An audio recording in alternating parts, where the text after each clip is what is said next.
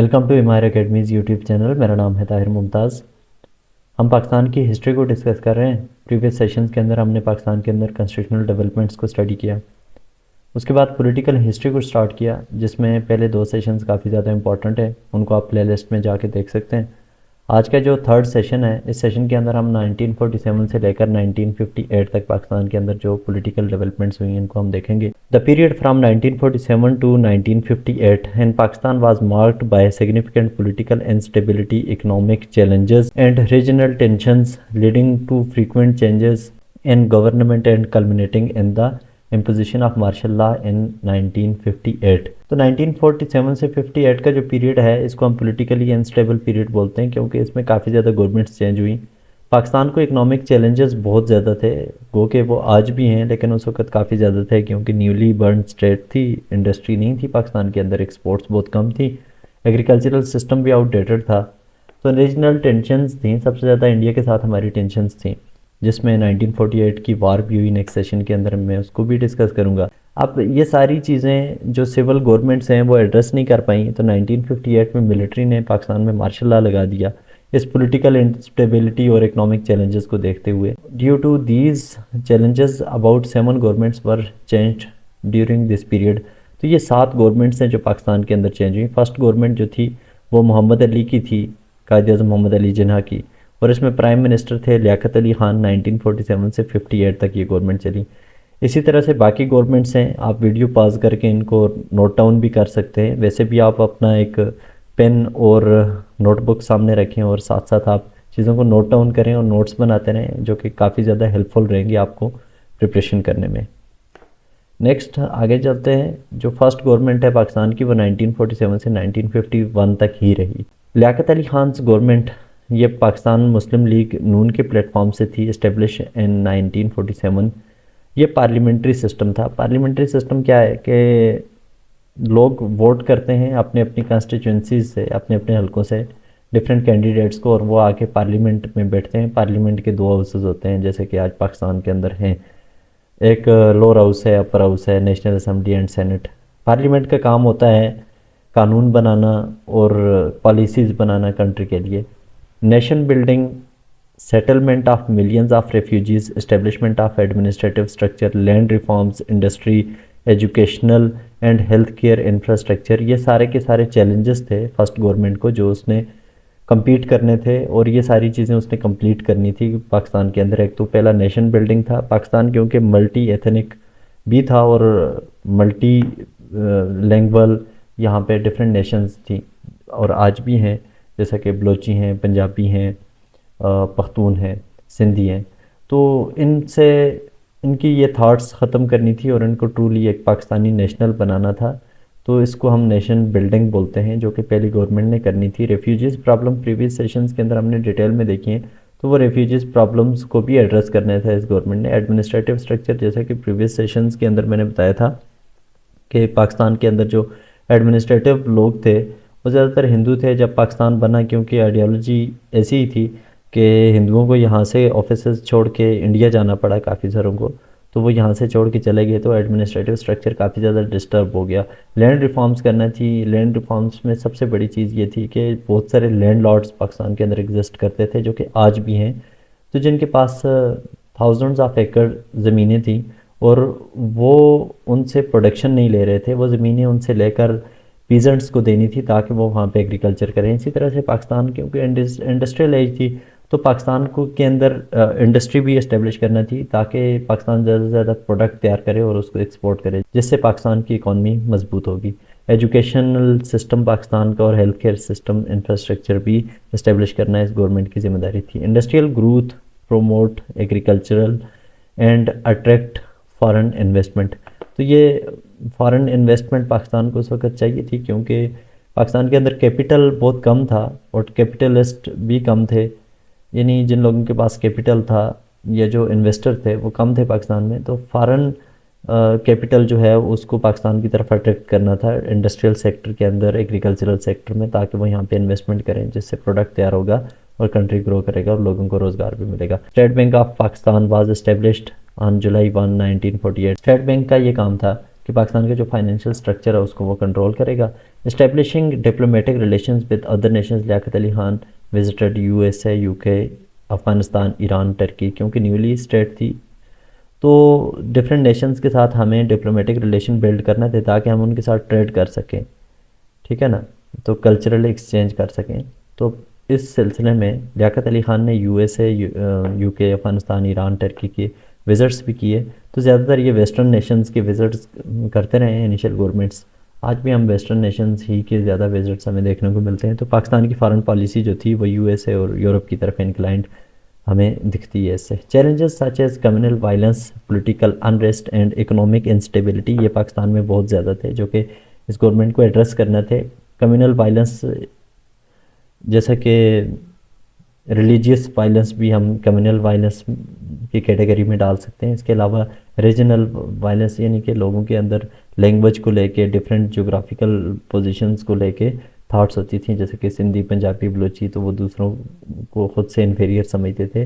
تو یہ چیزیں جو ہے وہ پاکستان کے اندر وائلنس بھی کریٹ کرتی تھیں تب بھی, اور آج بھی یہ چیزیں ہمیں دیکھنے کو ملتی ہیں. پولیٹیکل انریسٹ پاکستان میں زیادہ تھا, اس کو بھی ایڈریس کرنا تھا. اکنامک انسٹیبلٹی جو تھی اوپر جیسا کہ ڈسکس کیا, انڈسٹری لگانی ہے, لینڈ ریفارمز کرنی ہے, اور ایگریکلچرل ریفارمز بہت ضروری تھیں. فرسٹ کشمیر وار 1947-48 میں ہوئی, یہ ریجنل ٹینشنز میں آ جاتی ہے, تو اس کو ہم اگلے سیشن کے اندر ڈیٹیل میں ڈسکس کریں گے.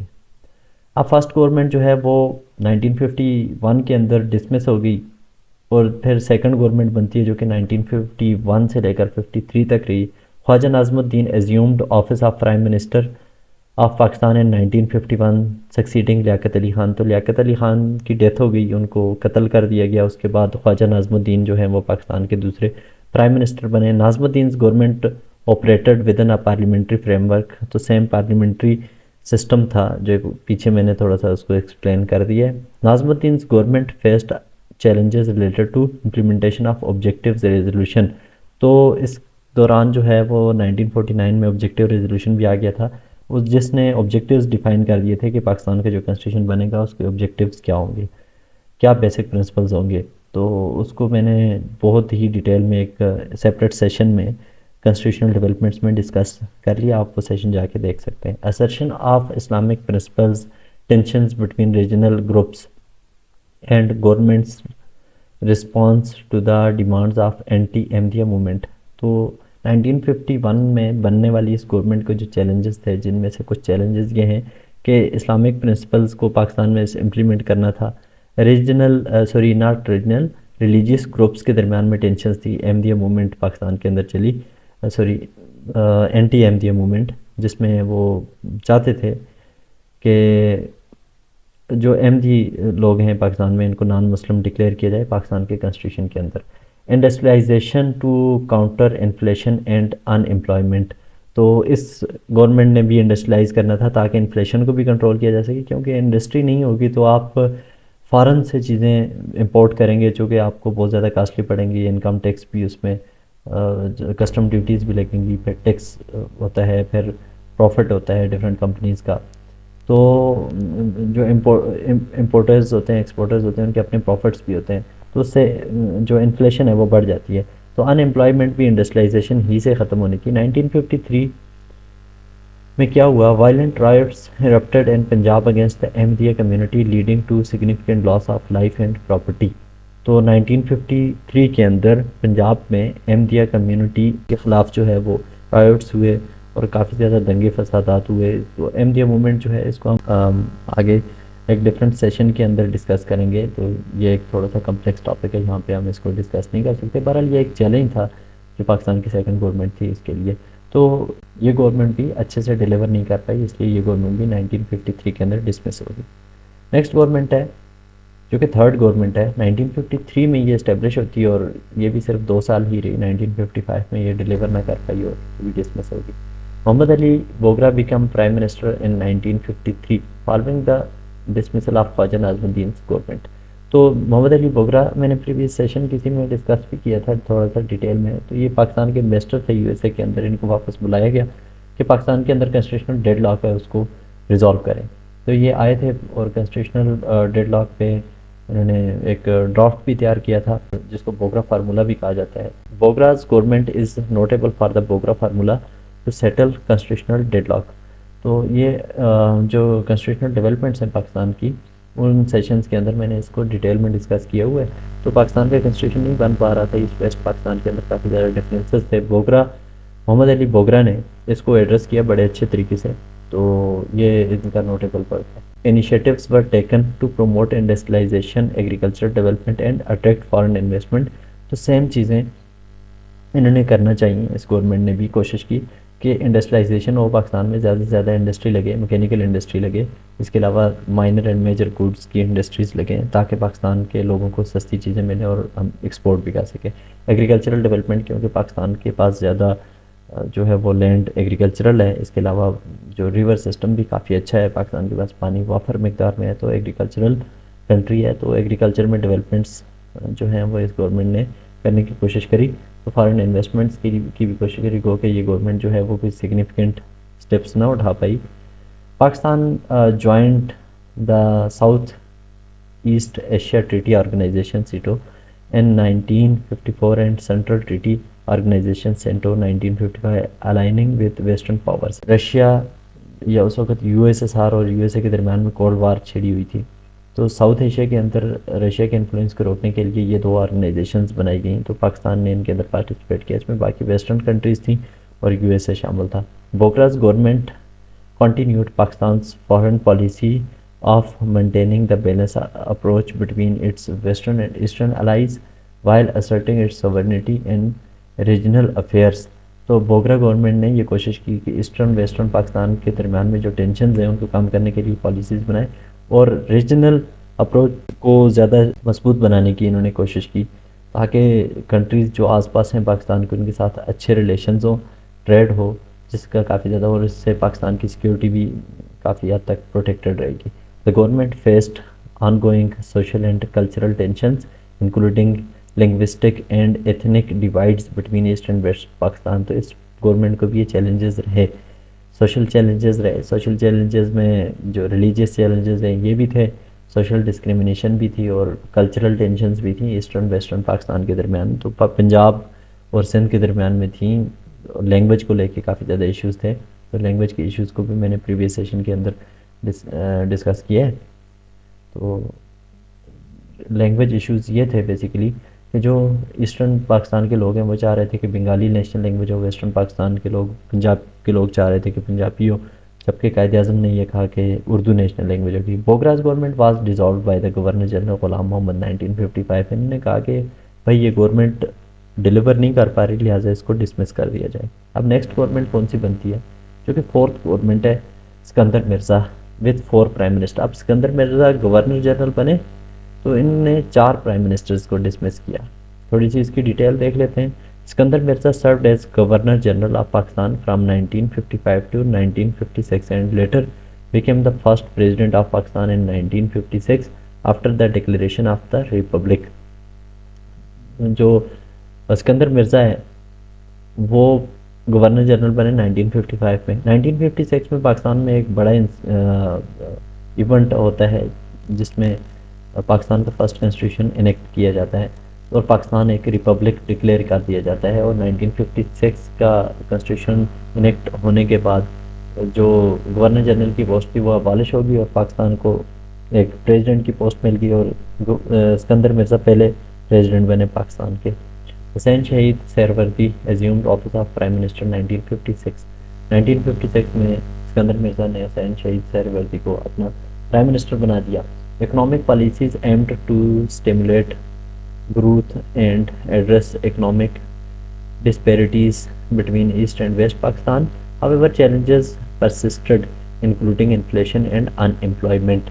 جو ایسٹ اور ویسٹ پاکستان کے درمیان میں اکنامک پالیسیز کو لے کے یا اکنامک ٹینشنز تھیں وہ یہ تھی کہ ایسٹرن پاکستان سے کافی زیادہ ایکسپورٹس ہوتی تھی جس کے جو انکم ہوتی تھی وہ ویسٹرن پاکستان میں زیادہ خرچ ہوتی تھی. ایسٹرن پاکستان کی ڈیولپمنٹ کو کے اوپر بہت زیادہ توجہ نہیں دی گئی, تو ایسٹرن پاکستان کے لوگ یہ چاہتے تھے کہ ان کی انکم وہیں پہ انویسٹ کی جائے اور ویسٹرن پاکستان جو ایکسپورٹ کرتا ہے یا جو کماتا ہے وہ وہیں پہ خرچ ہو. تو ان ڈفرینسز کو بھی کم کرنے کی کوشش کی اسکندر مرزا کی گورنمنٹ نے. Suhrawardy's government pursuit of foreign policy of non alignment. تو کیونکہ اس وقت کولڈ وار تھا یو ایس اے اور یو ایس ایس آر کے درمیان، تو ڈفرینٹ کنٹریز جو ہیں وہ یہ یو ایس اے کے ساتھ جوڑ رہے تھے یا یو ایس ایس آر کے ساتھ جوڑ رہے تھے. سرورتی کی گورنمنٹ نے کہا کہ ہم کسی کا الائی نہیں بنیں گے، ہم کسی کا ساتھ نہیں دیں گے، بلکہ ہمیں اپنے چیلنجز ہیں ان کے ساتھ نپٹنے ہیں. Ongoing social tensions continued. تو جو پیچھے سوشل ٹینشنز چلتی آ رہی ہیں، Ahmadiyya movement, religious problems, social problems, cultural problems, eastern western Pakistan کے درمیان میں لینگول ایشوز، یہ سارے چلتے رہے. Suhrawardy's government faced challenges from within the ruling party and opposition groups leading to increasing political instability and eventually dissolution in 1957. تو party کے اندر سے ان کو کافی زیادہ اپوزیشن ملی، تو 1957 میں ان کی گورنمنٹ کو ڈیزالو کر دیا گیا. Fourth government of Iskander Mirza with 4 prime ministers. اب وہی گورنمنٹ چل رہی ہے اسکندر مرزا کی. اب دوسرے پرائم منسٹر آ گئے ابراہیم اسماعیل. briefly served as prime minister in 1957 facing immediate challenges inherited from the previous administration. تو پہلے سے جو ایڈمنسٹریشن چلتی آ رہی تھی، جو ایشوز تھے وہی سیم ایشوز چلیں گے 1958 تک، اور تب تک جا کے مارشل لا لگ جائے گا. ان ایشوز کو کسی بھی گورنمنٹ نے اچھے طریقے سے ایڈریس نہیں کرا. Internal divisions within ruling party and external pressures hampered efforts to implement effective policies. اب ہوا یہ کہ اگر یہ گورنمنٹ جو ہے وہ پالیسیز کو امپلیمنٹ کرنا چاہ رہی ہے اور اچھی پالیسیز بنا رہی ہے، تو کچھ ایکسٹرنل فیکٹرز جیسے کہ پاکستان کو آج بھی وہ امپیکٹ کر رہے ہیں، تو انٹرنل فیکٹرز بھی تھے، پارٹی کے اندر بھی تھے اور کنٹری کے اندر انسٹیٹیوٹ کچھ ایسے تھے جو ان کی پالیسیز کو انیکٹ نہیں کرنے دے رہے تھے. تو ان کی وجہ سے یہ بھی اپنی پالیسیز جو ہے وہ امپلیمنٹ نہ کر پائے اور ایشوز کو ایڈریس نہ کر پائے. Foreign relations during Ibrahim's government were overshadowed by democratic turmoil with a little progress made in addressing regional and international issues. تو پاکستان کو جو ریجنل ایشوز تھے اسپیشلی انڈیا کے ساتھ، تو ان کو بھی یہ گورنمنٹ جو ہے وہ ایڈریس نہیں کر پائی. اس کے علاوہ جو انٹرنیشنل ایشوز تھے، یونائٹڈ نیشن کا پاکستان ممبر بن گیا تھا اور وہاں پہ اپنے ایشوز یا پاکستان کو جو فارن انویسٹمنٹ ہے یا پاکستان کو جو ہیلپ چاہیے اس کو بھی ایڈریس کرنے میں یہ گورنمنٹ کامیاب نہیں رہی. Faced criticism from its perceived inability to address the country's mounting challenges, leading to its dismissal after a brief period in office. تو ابراہیم اسماعیل کی گورنمنٹ کی جو ہے وہ کچھ دن چلنے کے بعد چیلنجز کو کیونکہ یہ بھی ایڈریس نہیں کر پائے، تو پارٹی کے اندر سے بھی اور اس کے علاوہ اپوزیشن کی طرف سے بھی اور انسٹیٹیوٹس کی طرف سے انٹرفیئرنس کی وجہ سے یہ گورنمنٹ بھی ابالش کر دی گئی. Fourth government of Iskander Mirza with 4 prime ministers. Again وہی گورنمنٹ ہے اسکندر مرزا کی، پرائم منسٹر چینج ہو گئے. فیروز خان نون جو ہے یہ 1957 میں ہی پرائم منسٹر بن گئے، inheriting a volatile political environment and deepening economic woes. تو ان کو بھی وہی پولیٹیکل انسٹیبلٹی ملی، وہی سوشل پرابلمز، وہی اکنامک چیلنجز سیم وہ کنٹینیو ہیں. میں نے آپ کو بتایا تھا کہ 1958 تک یہ جاری رہیں گے. Noon's government continued Pakistan's policy of non-alignment in foreign relations, seeking to balance relations with major powers while asserting its sovereignty in regional affairs. تو سیم پالیسی انہوں نے اپنائی کہ نان الائنمنٹ کی پالیسی رہے گی، ہم کسی بھی کنٹری کے ساتھ جیسا کہ یو ایس اے ہے، یو ایس ایس آر ہے، ان کے درمیان میں کولڈ وار کا حصہ نہیں بنیں گے. ہمارے اپنے چیلنجز ہیں اکنامک پولیٹیکل، ہم ان کو ایڈریس کریں گے. Noon's government struggled to maintain stability amidst increasing political unrest and opposition pressure. Its dismissal in 1958 marked the end of Pakistan's first republic and beginning of military rule under Ayub Khan. تو یہ پاکستان کی last civil government تھی جس نے سرو کیا 1958 تک اور issues کو ایڈریس نہیں کر پائی. تو 1958 میں ایوب خان نے مارشل لا لگا دیا. Thanks for watching. کیونکہ میرے پاس کیمرہ نہیں ہے، اسکرین کے اوپر بات کرنا تھوڑا سا ڈیفیکلٹ ہوتا ہے، اور جو میں نے یہاں پہ لانگ سینٹینسز لکھے ہوئے ان کا پرپز یہ ہے کہ آپ کی ویکیبلری بھی امپروو ہوتی رہی اور ساتھ ساتھ آنسر رائٹنگ کے لیے آپ کو سینٹینس میکنگ کا آئیڈیا بھی ہو جائے. تو نیکسٹ سیشن کے اندر ہم جا کے دیکھیں گے کہ ماشاء اللہ میں ایوب خان نے کیا کیا کام کیا.